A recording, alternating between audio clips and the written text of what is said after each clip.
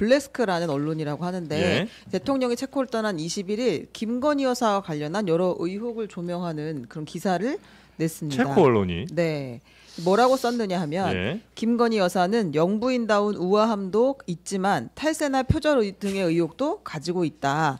그리고 2019년 이야기도 하는데요. 당시 검찰총장 후보자의 아내였던 김 여사의 아파트가 세무당국에 압류당하는 일이 있었다. 세금을 납부하지 않았기 때문이다.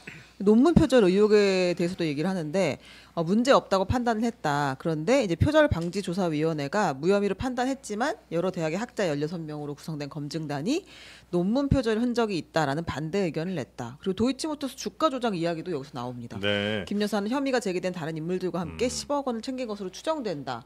그러니까 이제 정상회담을 하기 위해서 왔는데 아니, 방채한 아무튼 이런 그 여사에 대한 상대국의 여사에 대한 기사를 썼다는 것과 네. 이 언론이 처음에는 이제 그 헤드라인에 제목에 네.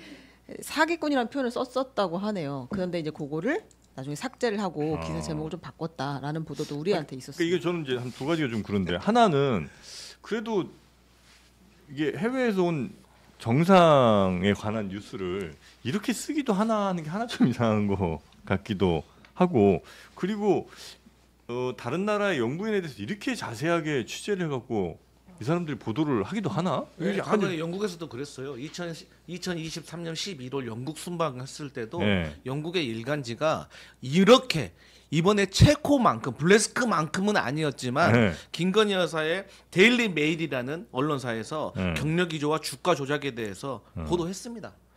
와. 하지만 네. 이 정도는 아니었죠. 그러니까 이건 저는 사실 야당임에도 불구하고 네.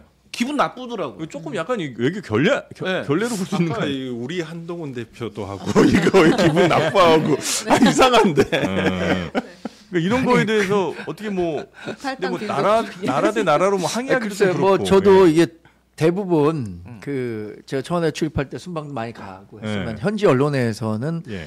그 나라 대통령의 경력이나 이런 부분들에 대해서 많이 집중하고 뭐 그렇겠죠. 뭐 이번에 어떤 그 방문 성과가 있을 예, 것인지 이런 것들을 조망하는데 저도 아주 이례적으로 봤습니다. 근데 예.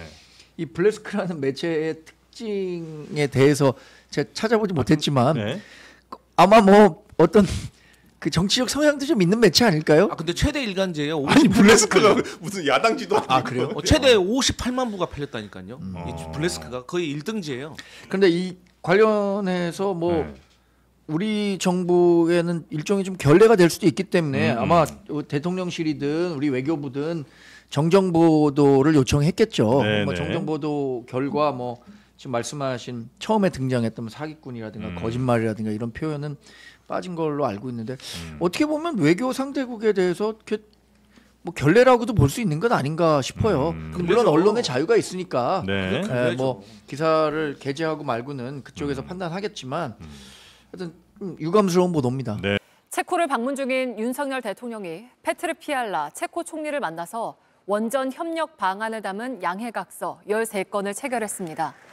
양국 관계가 원전 동맹으로 격상됐다는 평가가 나오면서 앞으로 우리나라의 24조 원 규모 체코 원전 최종 계약을 비롯해 추가 수주 가능성도 제기됩니다. 양국은 첨단 산업과 철도 등 여러 분야에서도 경제 협력을 약속했습니다. 이런 가운데 김건희 여사는 우리 시간으로 20일 체코 국립도서관을 찾아 한지로 오래된 책을 복원하는 시연회를 참관했습니다. 2박 4일간 모든 일정을 마무리한 윤 대통령은 오늘 귀국길에 오릅니다.